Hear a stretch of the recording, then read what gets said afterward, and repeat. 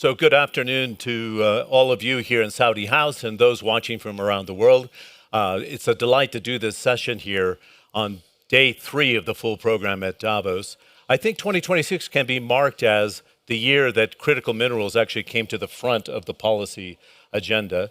I'm delighted to chair this session with His Excellency Bandar Al Kuraev, looking at a collective voice on the future of minerals, aligning policy, investment, and supply. If you've read the surveys out there around the world, we're looking at demand growing by fourfold or 400% between now and 2050. And I think the minister would probably agree with me in suggesting that that number is not going down, but it's going up because of this rollout into artificial intelligence. And if you look at the energy transition, whether it's wind turbines, battery storage, solar PV, these critical minerals are vital to the exercise. By the way, I'm John Defteris. I'm the former emerging markets editor for CNN with a specialty in energy materials and still a senior fellow here for the World Economic Forum in energy materials. So can we give a warm welcome to His Excellency for taking the time to do this highly strategic session. I was really fortunate to get involved with the Future Minerals Forum from the front end of it. And I realize it's now year 5 that you just completed in mid-January in Riyadh. And the numbers are quite extraordinary. And I jotted them down to make sure I don't forget them. But you had 79 ministers in place, but another total of 100 countries participating, over 1,000 C-suite executives, 850 of them were CEOs, 59 international organizations and trade associations from the mining sector. And I'm not bringing it up to kind of, blow praise at you, Your Excellency, but what has been developed and why was that timing 5 years ago so critical to where we are today on the necessity for critical minerals, and what's been accomplished in that context? Well, thank you, and thank you all for being here. It's great to see the energy still in the last day. When I go back to the first edition of the Future Mineral Forum, and I think about how people, when we talked about creating that forum, were skeptical. What is this all about, and what's the reason, and how we evolved. It's very interesting, and it shows actually the global community of mining truly interested in having a platform to talk, to really discuss the challenges, look at the opportunities, find ways and find solutions. We started with only 32 countries and now almost 100 countries. We started with, the energy transition was of course there, but only in this 5 years we have seen also AI coming, data centers, and this is all demand also. We started focusing on what we call the super region, which is Africa, Middle East, and Central Asia. And with time, we got interest from Latin America to be part of the forum.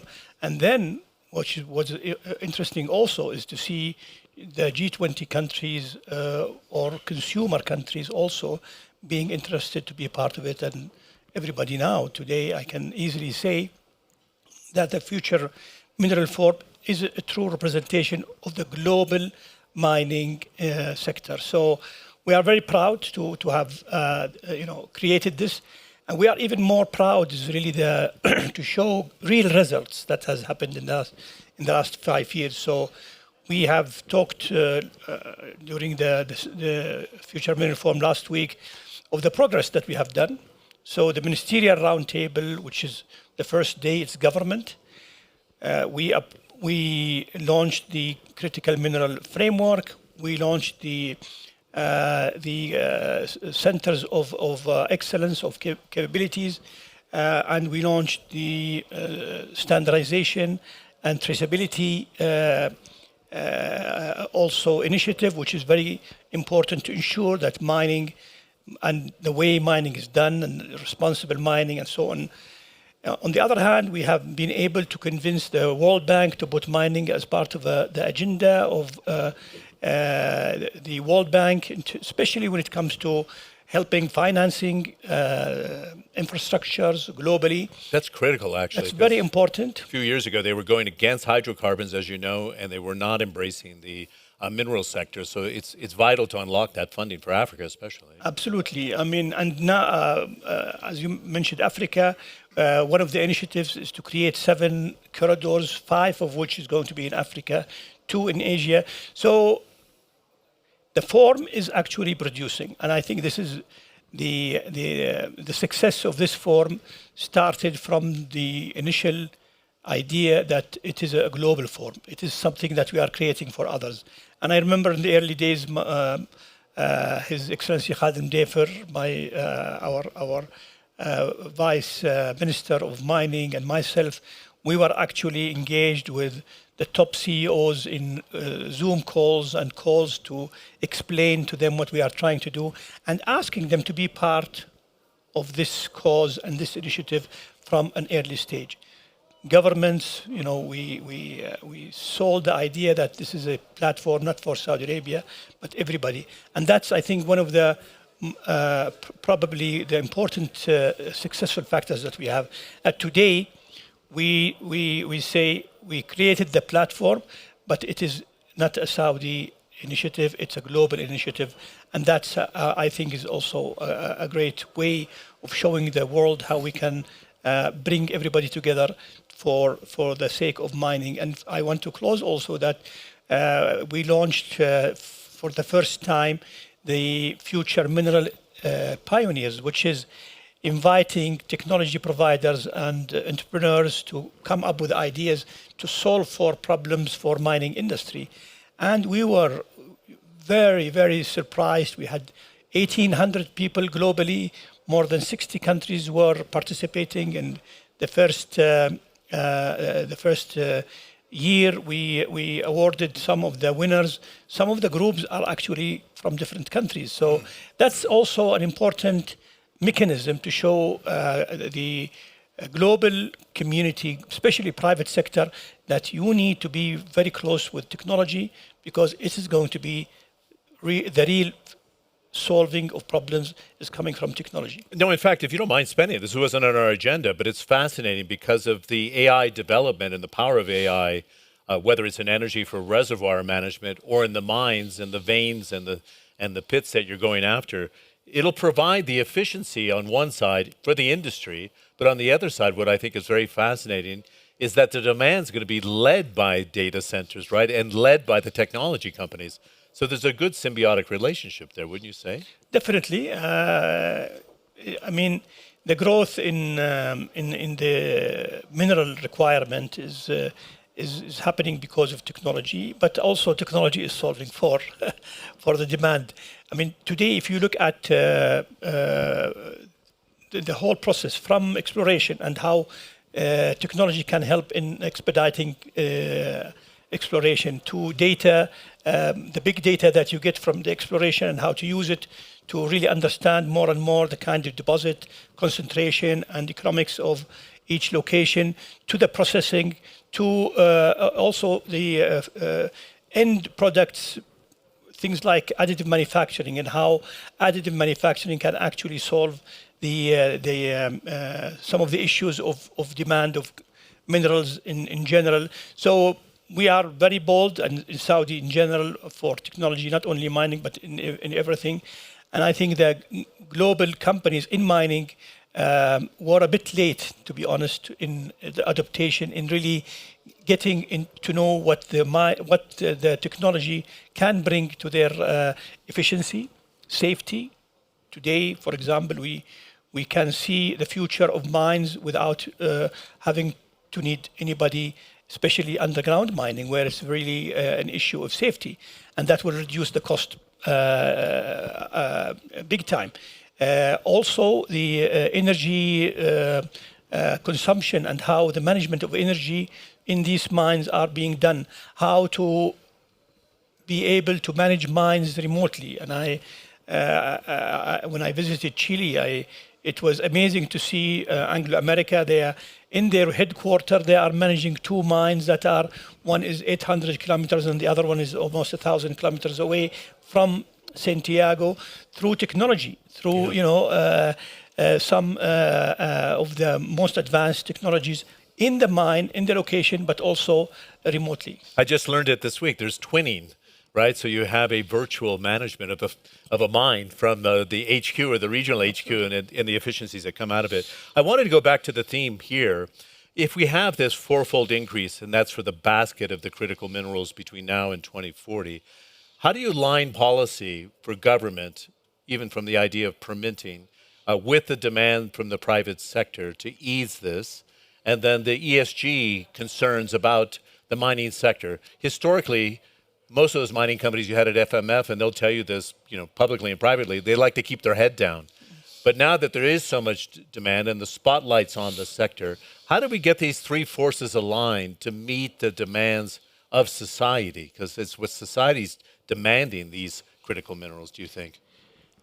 I think the role of governments in this is coming in different angles, but definitely regulation is key. It's a very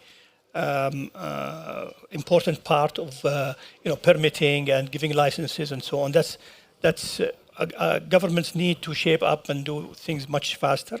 Secondly, is investment, and I think the lack of investment is a major contributor. And one of the things that we are doing, for example, in the FMF, is really trying to figure out the large investment companies or investment bankers, or what are the guidelines that they have today and the restrictions in terms of their portfolio and their asset allocation. And I'm sure that when we change some of the old perception about mining, these regulations will change to be more open. So investment and being creative in investment. The mining industry is takes a long time to build a mine, to get the mine up and running, and to get the returns, and it needs a lot of money. So you need to have a creative way of showing that the returns are coming in a certain sequence compared to other sectors. The third, I think, is technology, and we talked about technology. It's key that we promote an ecosystem of technology from end to end, and then education and human capital development is also important to see how we are actually creating the right human capital requirements for the investments. And finally, infrastructure. I cannot emphasize the importance of infrastructure to this sector. And I remember the minister from the Republic of Congo was saying that it costs almost 30% in some cases for logistics. So if we don't solve for the logistic part and the infrastructure in general, ports, roads, railway, there is no way we can see these minerals coming to markets. Good. I wanted to focus, if I may, on Saudi Arabia and how you de-risking that investment in your operations after your historic geological surveys that you had done here. This has moved up in terms of asset value to $2.5 trillion in Saudi Arabia. And I want to follow up on the ability to be an alternative processing center. I don't want to get into the geopolitics of it, but 80 to 90% of the processing of critical minerals, as His Excellency knows, is done out of China because they were thinking 3 or 4 decades ahead of everybody else. But there's a rebalancing that's needed because of supply chains and vulnerabilities. Do you want to cover the mining side of this now, permitting and development in your own resources in the kingdom? Yeah, I think if you look at this ministry, being the Ministry of Industry and Mining, this is a big portfolio. A good start. I mean, it's just the government is very mindful of the importance of bringing these two agendas together, because traditionally, unfortunately, mining was mining as a standalone, and a lot of countries didn't benefit from mining. The idea is how can we bring mining is to be more added value inside the country. The de-risking that we are doing in Saudi is really, we're doing a lot of the pre-work for the investor. Some ask me, how can you do permitting in 90 days or 30 days? I said, because we did a lot of the pre-work in advance, especially land, allocations of land, the environmental requirements. These are all already being done before. And then one of the, I think creative things we did in Saudi, when we built the mining ecosystem, we created a mining fund. So all of the proceeds that today comes from mining goes to this fund. And this fund is managed by the Minister of Finance and Minister of Industry. And we decide both where we will use this money. And this money is used to help unlock some challenges or Very bottlenecks. yeah.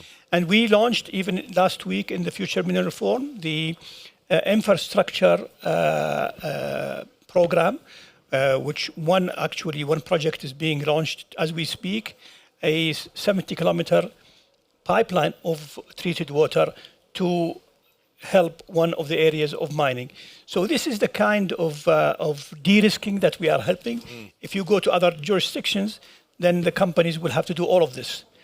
Energy accessibility is very important. Water accessibility is very important. And of course, the infrastructure I talked about and logistics. So from the other side, also a lot of pre-work have been done in the geological survey, in the analysis of the data.